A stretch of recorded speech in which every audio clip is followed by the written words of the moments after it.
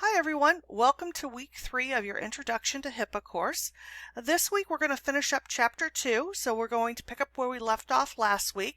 So you're going to start on page 42 where it says Business Associates under the Privacy Rule, and you're going to go all the way through the end of the chapter on page 53. So when we're talking about business associates, what this means is people who are not necessarily hired by us, or work for us, I should say, directly, but they do something for us. So this could be somebody who does our billing. This might be somebody who provides equipment, things like that. They don't have direct contact with the patient.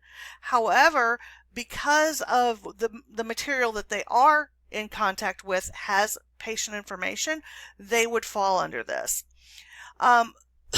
Excuse me.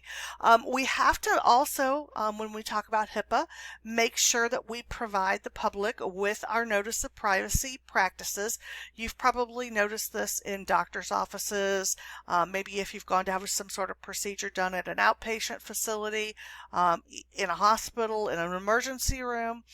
Any of those things. This is the notice of privacy. We are supposed to give it to the patient in its complete text, so that's why you get so many pages, and you're also supposed to be getting a signature saying that they've received it. Now notice they talk about a good faith effort to receive the signature. Obviously, if we're talking about someone who's coming through an ER or something like that, we can't necessarily get one. Also, if they refuse it, they can do that, but we just have to document it and put that information in their file. When it comes to training, that means we have to train any new employees and review with our current employees all of the things that we've gone over with them as far as HIPAA is concerned.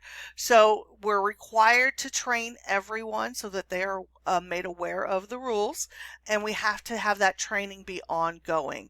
So it's got to be anybody who's in the facility, whether it's employee, whether it's a volunteer, any of those types of things. They have to be given that training on HIPAA. Now, a patient does have the right to amend their records, so they can actually come in and they can request to view their medical records. They can see anytime that you've disclosed any of their medical records, any authorizations that have been made on their behalf, and they can request at any point to make a change. Now they can't delete anything out of their medical record, but they can request an amendment. In other words, I want something to be stated a little bit differently, things like that. Now, that doesn't mean we have to accept that amendment, but they do have the right to ask for that. When we talk about enforcement is all about the penalties that arise from not following the guidelines. So there's everything from civil penalties to criminal penalties, and a lot of it depends on intent. Civil penalties are, if you're not complying with the law, basically, maybe you're not getting the signatures or you're not providing the HIPAA guidelines to the patients. Something like that would be considered a civil penalty.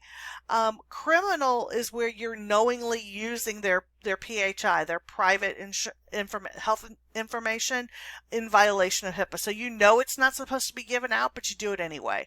That would be an example of a criminal occurrence that would fall under criminal penalties.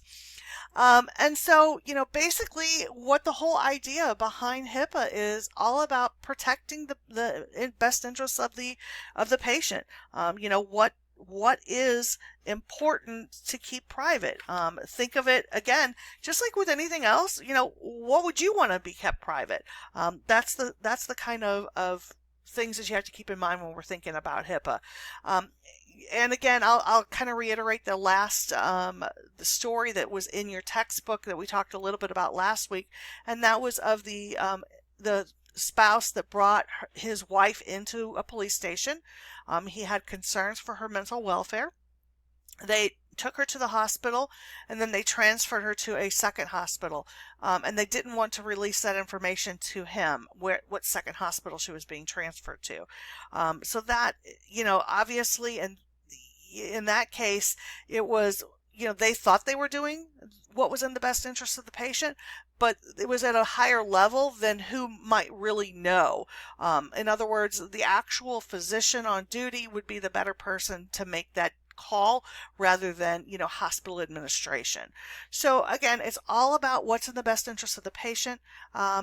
If you have any questions at all over the rest of week 2 or chapter 2 in week 3, please make sure that you reach out to me, and have a great week.